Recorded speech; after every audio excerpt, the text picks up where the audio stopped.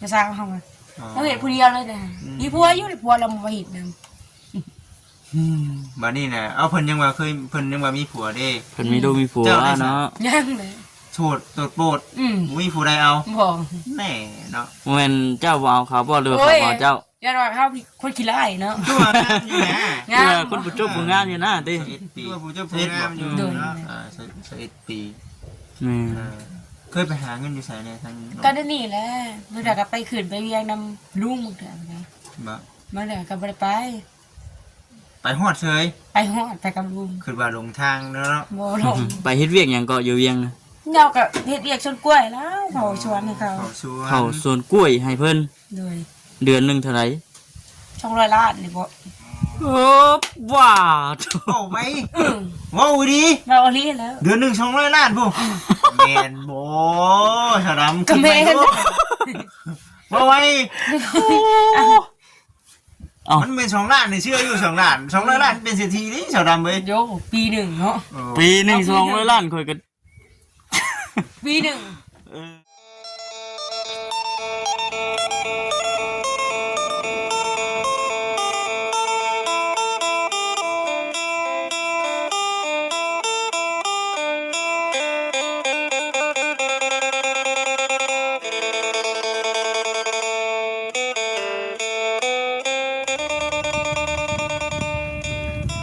พี่น้องเลยเนาะเปิดคลิปเปิดภาพมากอะมาฮอดหน้าบ้านหน้าเฮือนสาวคนหนึ่งพี่น้องยังบ่ทันได้ฮู้ชื่อเสียงได้นามเพิ่นเนาะ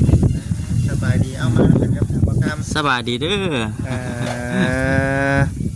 จังเลยอยู่แดดได้บ่ฮะเบิ่งเข้ามาได้เนาะตากแดดเบิ่งตากแดดได้อยู่เฮ็ดเวียกก็ตากคนสู่เวียกเขาทานนี่แหละเขาทานรับจ้างได้เพิ่นจะบ่เลยเพิ่นตัวเองเลยแม่หากคือน้ำลุงพ่อทำเอตายครับตายไปแล้วพ่อก็แม่ตายไปแล้วเลยอาศัยอยู่น้ำลุงใช่ป่ะไปมีไปอันนั้นลุงโอ้ลุงน่ะนับถือเพิ่นเป็นพ่อเลยพ่อแม่ตายไปแล้วแต่เด็กน้อยดอกเด้อสิค่อยเว้าพี่น้องค่อยเว้าแน่บ่เว้าไวเด้อเอาไว้พูดไปยังอยู่เบิ่งก่อนคุยกันก่อนเจ้าชื่อหยังก็ชื่อดำสาวดำจักปีแล้ว21 ปี21 ปีอันนี้น่ะเป็นเดินของตัวเองเลยแม่นบ่แม่นมูลแม่ว่าเพิ่นเสียไปแล้วบัดนี้น่ะบ่ขออนุญาตนำพ่อแม่เสียไปได้ปีแล้วโอ้ยแต่เฮิงนะเฮาก็บ่จื้อบัดนี้ผู้เป็นลุงเพิ่นอยู่นำเพิ่นเลี้ยงเพิ่นเพิ่นน่ะเลี้ยงบัดนี้เพิ่นก็ไปไปทำงานไปเฮ็ดงานอยู่เวียงพวกเราเป็นอ้ายแม่เฮาอ้ายแม่ลุงเขานับสัมภาระเจ้าปัจจุบันนี้เด้บ่กินเอื้อยบ่เด้อหาเองได้ซะชื่อเองป้าไปเนาะบ่นั่งกันก่อนเฮามานั่งอยู่นี่ก็ได้นี่อยู่แล้วนี่นี่บ่อันนี้เราจะอยู่นี่ก็ได้เก่งบ่ครับเดี๋ยวขอตั้งกล้องก่อนโอ้ครับพี่น้องเอ้ยมันบ่ได้บ่ครับเป็นยังหรือว่าขึ้นมานั่งคุยกันนับเจียบป่ะค่อยยืนหกเก็บดูเนี่ยเบิ้งซะว่าเป็นผู้สาวได้ลืมถามเนาะลืมเมียนเนาะผัวเจ้าได้ทันผัวบ่มีลืมมีผัวดอกอยู่ลุมที่เราบ่จิตอันนี้คือแบบนี้รถอันนี้เป็นห้องลูกอ่ะเนาะของลุงแต่ว่าเดี๋ยวนี้อยู่คนเดียวเดี๋ยวนี้จะมานั่งไหนก็ได้แต่มาอยู่นั่นเกิดมาลงเลยนี่เนาะเอาขออนุญาตนำพี่น้องเลยเป็นผู้สาวก็นั่งงามๆเลยเนาะสาวดำอายุ21 ปีคอยนั่งน้ำบุมีไข่บ้านแล้วบ้านพูดเดียวกันพูดกันนั่งคือข่อยนี่นั่งปีนั่งนี่มีใครว่าเขานำสัมปาชื่อเขาว่าด้วยมึงเถอะกับแม่หาเงินให้ป้าแม่ป้าเนาะแม่ป้าหาเงินให้อยู่แบบนี้แต่หึงเลยด้วยอยู่คนเดียวนี่ได้แม่2-3 ปีนะ 2-3 ปีอยู่คนเดียวพ่อกับแม่น่ะเสียชีวิตไปเนาะแล้วเป็นหยังของในงานนั้น เราน่ะบ่เราถิ่มเฮาได้ง่อยเนาะเราไปเอาแบบไปเอาพัวเรื่อยๆนะ ผู้เป็นแม่นะ โดยบ่ได้ข่าวนี้ข่าวเลยเป็นเทพ ผู้เป็นแม่นะ โดย ทิมบัดนี้เราเสียบ่หรือว่าเราปะเลย ป้าเลย เราบ่ได้เสียเนาะ ใช่ป่ะก็เราป้าเลยนะเสีย ปะโอ้ยปะกับบ่ปะพุ่นเนาะว่าเสีย อ้าวก็บ่ฮู้เนาะ เสียเนาะเฮียนะพี่น้องเอ้ยบ้านเฮาเอิ้นนะภาษาบ้านเฮาเอิ้นเฮีย เฮียถิ่มเลย เฮีย เฮียทิมเลย มันก็ไปเอาเมียใหม่แล้วก็ตายเลย อ๋อบัดนี้ที่ผ่านมาเจ้าเฮ็ดเวียกหยังเนี่ยอ่ะ นั่นนี่เลยในโรงงานก็เฮ็ด เรียกหลักๆเลยนี่ก็คือเจ้าเฮ็ดหยังก็ ก็บ่ได้เฮ็ดไปจังได๋ เอ้า บางมื้อก็เฮ็ดบางมื้อก็บ่เฮ็ด นี่เด้เป็นโรงงานเป็นไปได้แบบทานบ่ แม่น อาชีพเผาถ่าน เอาทาน เขาถาม เผาถ่านนี่เขาเจ้าให้เจ้าแบบไรก็ทางสาระ สอบหนึ่งว่า14,000เรา สอบหนึ่งนะ เหนื่อย เขาเจ้าให้ให้เขานะสอบละ14,000 แม่น บัดเขาไปขายเด้ ค่าทำงานก็สอบเช้า อ๋อ ก็มากินกำไรอยู่ ถ่านนี่คือเฮาเป็นคนเลี้ยงไม้แม่นบ่ แม่น โอ้ไม้นะไม้เขา แม่เขา เมื่อยบ่สาระ ก็บ่เมื่อยได้เฮ็ดน้ำลายก็บ่เมื่อย ดีมากเลยเนาะท่ออยู่บ่สาระ พออยู่ได้ เคยท่ออยู่บ่ ท่ออยู่ เคยท่ออยู่ แม่น ท่อที่สุดคือเจ้าขึ้นหยังที่สุดนะ ฮะ ท่อ จากแล้วมันเมื่อย เมื่อย เมื่อยแล้วคิดไปเอง แม่นคิดไปเอง บ่ช่วงสิเมื่อยแค่บ่สาระเจ้า ก็บ่เมื่อยไปได้ได้ คนเว้าแบบนี้บ่ช่วงสิเมื่อย บ่ เออ บ่คุยแล้วก็บ่เมื่อย แม่นบ่ อืม เคยมีคน อันนี้เราเฮ็ดผู้เดียวเตานะเช้านะจะสร้างเฮามาเราเฮ็ดผู้เดียวเลยนะมีผัวอยู่ผัวเราบ่เฮ็ดนำ บัดนี้น่ะเอาเพิ่นยังว่าเพิ่นยังว่ามีผัวเด้ เพิ่นมีลูกมีผัวเนาะ ยังเลย โสดโปรด บ่มีผู้ใดเอา บ่ แน่เนาะ แม่นเจ้าบ่เอาเขาบ่หรือว่าเขาบ่เอาเจ้า ยันว่าเขาคนขี้ร้ายเนาะ คือว่างามอยู่นะ งาม คนผู้จบผู้งามอยู่นะติ คือว่าผู้เจ้าผู้งามอยู่เนาะก็เบิ่งก่อนเนาะ หนึ่งก้อน บัดนี้น่ะ คือเจ้าอยู่แบบนี้เป็นจังได๋คือเรื่องเขานำซ้ำปลาก ระซื้อกินเองหมูเธอก็ไปกินลูกเอ้ย กุ้มอยู่บ่อะ กุ้มอยู่ได้ เจ้าซื้อกินเองเนี่ยกุ้มอยู่บ่ กุ้มเท่าไหร่ เจ้าซื้อบาทหนึงเทื่อละจักโล โอ้ยเท่าไหร่600,000บ่ โอ้ผู้เดียวเด้เนาะ แม่นหมูเธอก็ไปกินน้ำบ้าวแล้วเพิ่นเฮ็ดหน้าเด้เฮ็ดหน้าน้ำเพิ่นเด้ บาทเข้าเฮาเบิดบาทเฮาบ่มีเงินซื้อนี่เฮาเฮ็ดได้ได โอ้ยก็หารับจ้างเอานี่ รับจ้าง ก็หัวหน้าเพิ่นก็ใจดีอยู่ให้กินน้ำ โอ้ อืม หัวหน้าเพิ่น แบบ เนาะ นี้เนาะ เพิ่นก็เคยโอ้ดีได้เนาะหัวหน้าเพิ่นแพงลูกน้องเนาะ แม่นเราเป็นผู้หญิงเด้จ โอ้ ริง หัวหน้าเป็นผู้หญิงโดยกะอันนี้ในเพื่อนหนังนี่เนี่ยเป็นเพื่อนของลุงตั้งแต่เจ้าเกิดเลยแม่นบ่นี่ แม่น บัดนี้น่ะตัวเองน่ะยังบ่ทันมีเป็นของตัวเองเนาะ อืม มีแต่ดินอันเดียวนี่พี่น้องเอ้ยพุ่นบ่มันเป็นทางออกไปพุ่นนี่เนาะคำทางเนาะแม่นบ่ โดยมาแล้วอันนั้นกันดินของนะสาวของระบาย แม่นครอบครั ก็ วให้ ง่า ลาวย เลย ๆมีดินติดกับโรงงาน โดย มีดินติดกับโรงงานนั่นโรงเรือย ในเรื่องการเฮ็ดทานเจ้านี่คันเฮ็ดก็ได้แม่นบ่คันบ่เฮ็ดนี่คือบ่ได้เงิน โดยแม่นแหละ มื้อนี้บ่ได้เฮ็ดบ่มัน กะเฮ็ดอยู่ นี่ผู้หนึ่งเนาะเขาซ้ำพลาดแล้วเราไปอยู่พูดแบบทัวร์แล้วบ่ดีเลยกินยามา จะบ่ได้กินบ่ โอ้ยไปกินบ่กิน กินบ่ เจ้าบ่ได้กินบ่ บ่ ดีเด็กก็บ่กินว่าตรงๆบ่ได้พี่น้องบ่กินเลย บ่ได้กินนั่นค่ะบ่ได้เฮ็ดชั่วเนาะ ชัวแม่นบ่คำเฮ็ด บ่ชั่วอยู่ได้ บุคลิกเราจะเป็นแนวนี้พี่น้องเอ้ยเนาะ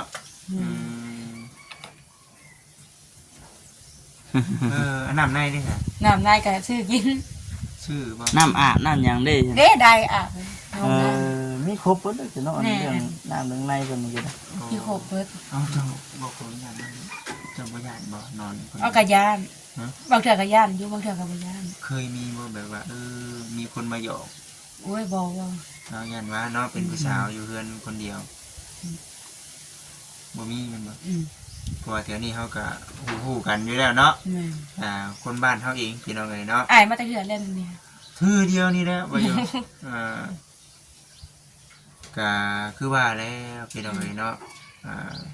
คือทั้งเจ้านี่ยังบ่มีไผมาหาจักเทื่อเนาะ แม่น ทั้งสาวดำพี่น้องเนาะอยู่ตัวคนเดียว แม่น อายุ21ปี21บ่ โดยแม่น 21ปี แม่น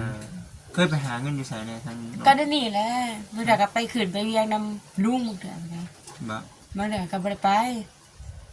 ไปฮอดเฉย ไปฮอดไปกับลุง คือว่าหลงทางเนาะ บ่ลง ไปเฮ็ดเวียกหยังก็อยู่เวียงนะ เงาก็เฮ็ดเวียกชนกล้วยแล้วเขาชวนให้เขา เขาสวน เข้าสวนกล้วยให้เพิ่น โดย เดือนหนึงเท่าไหร่ 200ล้านนี่บ่ โอ้ว้าด เว้าไหมเว้าดี เราเอาลีแล้ว เดือนหนึง200 ล้านพุ่นแม่นบ่สาวดำ ก็แม่น เว้าไว้ เอ้า มันเป็น2ล้านนี่เชื่ออยู่2ล้าน200 ล้านเป็นเศรษฐีนี่สาวดำเว้ย โยปีหนึ่งเนาะ ปีหนึง200ล้านค่อยก็ ปีหนึ่ง เออ โอ้เนาะเอาพี่น้องพิจารณาเบิ่งเด้อเนาะ เออพอเราจังบ่อยากลงมาแล้วจ้ะเนาะ บ่ เพิ่นฝากมาให้เจ้าเท่าไหร่ก็ เสียหาแสนบ่เท่านะ แต่ละเดือน เสียหาแสนแล้ว 4-5แสน เบิ่งเอาพี่น้องเอ้ย แม่ เนาะ น แต่เจ้าก็บ่ได้ขึ้นอยากไปเฮ็ดน้ำเพิ่นบ่ซั่น บ่เราให้เฝ้าเพื่อนนั่นน่ะ เมื่อยบ่ ให้พาเพื่อน เพิ่นมีแต่อันนี้แหละวะ หนึ่ง นี่แหละพี่น้องเอ้ยเอาจังไดก็ตามแต่คันว่าเพิ่นหาเงินได้สำนั้นก็ขอให้เพิ่นหาเงิน แม่น ได้สมที่ว่าทั้งสาวดำว่า ก็อันนี้ก็คือว่าอะไรพี่น้องเป็นจังไดเวลาพาลมฝนตกสาวดำ มันบ่หัวเลย บ่หัวบ่ บ่หัว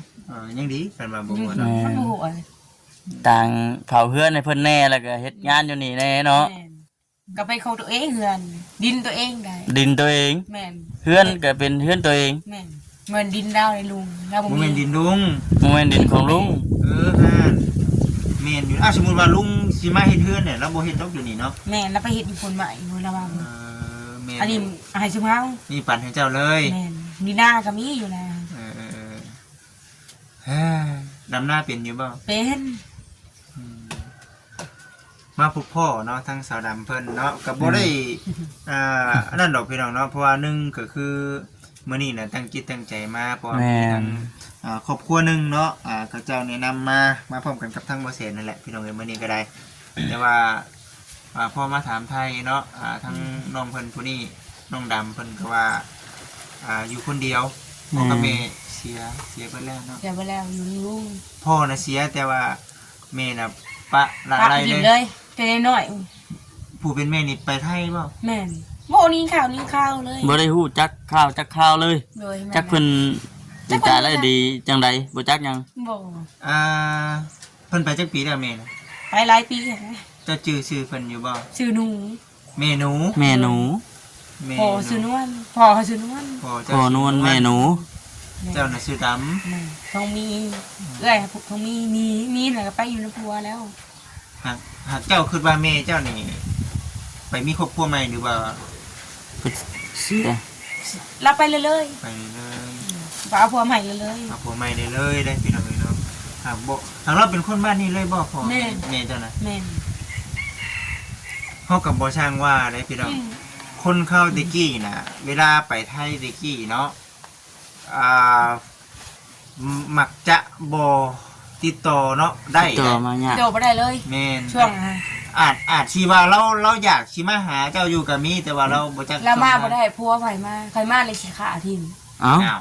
เจ้าคือฮู้จ้ะ กำลังหู้เราติดต่อมามัน บางหนึงนะ พัวไผมาเอาหยังเนาะอีขาทิม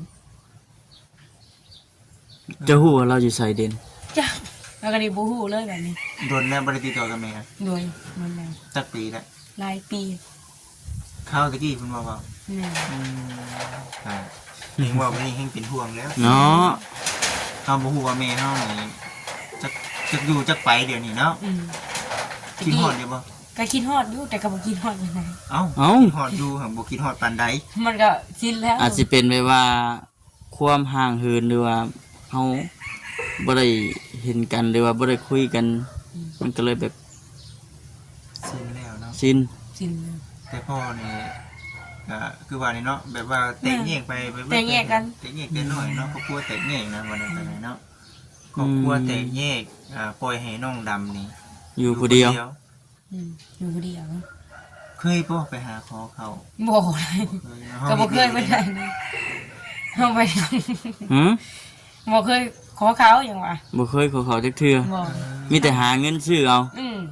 วันนี้เจ้านอนอยู่ห้องไหนสาธารณะห้องนี้บ่มีคนนอนห้องนี้ อ๋อเสื้อผ้าหนาแท้ได้สัน บางทีก็ซื้อเอาบางทีเขาให้ อ๋อ อืม โดยพี่น้องเอ้ยเนาะแต่ละมื้อแต่ละวันนี่ก็อยู่ซี่ได้ติอืม บ่อนหนึ่งข้าวหนึ่งน้ำเพิ่นอยู่นี่บ่นี่ แม่ ข้าวจูไผ เฮ็ดกินข้าวกับหยังจังมื้อนี่ นี่เด้ กี่ข่าวกับลาบสิ้น ว้าว มันนี่เนาะ เฮ็ดเวียกเมื่อยต้องกินอาหารแน่ แม่ จะมีเหือมีแห้งเนาะ แม่สัมผัสเลยค่ะ ทีมงานเดียวกันนี่แหละ เนาะ พี่น้องเอ้ยเนาะกับเพิ่นก็เป็นเครือข่าย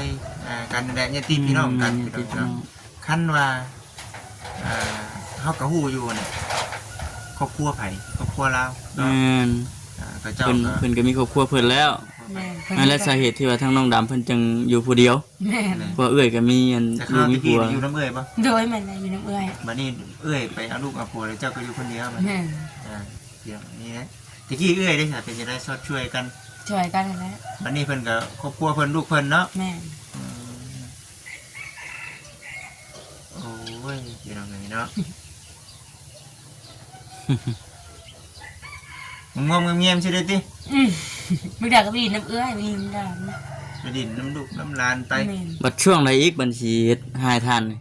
ฮะ มื้อนี้น่ะแม่นหยุดเลยบ่ ยุดเมื่อนี่หันกองมันเป็นคน กองแล้วเลย จันทม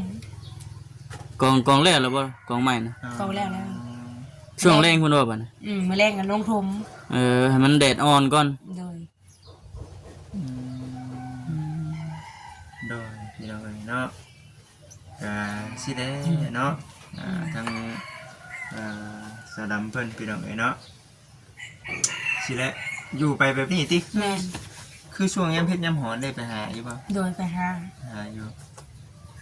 อืม ปากคนเดียวเนาะ ปากคนเดียวน่ะกินหยังก็กินเนาะแม่นบ่ แม่ กวบไปจังซี่อันนั้นกวบยังอันนั้นน่ะ โอ้ยห้องติบข่าวหมด ห้องติบข้าวมุดหมดลายเลย โดยพี่น้องเอ้ยเนาะเอาสิได้นี่แหละพี่น้องเอ้ย แม่น คือว่า ถามไทยเบิ่งเนาะ ทำไทยเนาะทำไทยทั้งสาวดำเพิ่น แม่น แต่ว่าดังรักที่ว่ามันจำเป็นที่สุดคืออยู่ในเฮือนนี่เจ้าว่ามันหยัง จากไรค่ะกูพี่ ข้าว บ่ มัน จัก เนาะ แซ่บ ดังรักในเมนข้าวนะไปกินเพิ่นไป นี่เรื่องเขานี่แหละอาหารอยู่หันกินเพิ่น อยู่เพิ่นกิน อืม อยู่กินเพิ่นพี่น้องเอ้ยเนาะแต่ว่าอยู่ในเฮือนในชาตินี่เฮ็ดไปก็เก๊กไปแม่นบ่ แม่ เฮ้ยนี่เนาะนี่แหละพี่น้องอันนี้ที่สามจะได้เฮ้ยไก่นะเนาะอันนี้น่ะไก่โรงงานเนาะนี่ แม่ เนาะ ไก่พระเจ้า ไก่นี่แหละพี่น้องเอ้ยเนาะไก่โรงงานกับคนในบ้านเองนี่บ่ แม่ เอาพี่น้อง มา เอ้ย อยู่บนเสาฝนเวลาฝนตกฝนลิ้นนี่โอ้ยทำห้องว่าเปียกเลยได้อนี่ เปียกให้เบิ่งดู นี่อีเทิงนี่มัน เด้อ งูกุงปงอยู่ พี่น้องเอ้ยเบิ่งแน่เด้อพี่น้องเทิงๆพุ่นเนาะบ่คำเอ้ย แม่น ปุ๊บถือว่าขี้ผกขี้พุ่นนี่บ่แม่นง่ายเด้เนาะสนามเนาะแม่นบ่บ่แม่นง่ายแล้วในเรื่องอันนั้นขี้พุ่นนี่เนาะ หลาย หลายโพดเนาะแม่นบ่สิแล้วพี่น้องเอ้ยเนาะน้ำในนี่คือเป็นของตัวเองเลยน้ำ ด้วย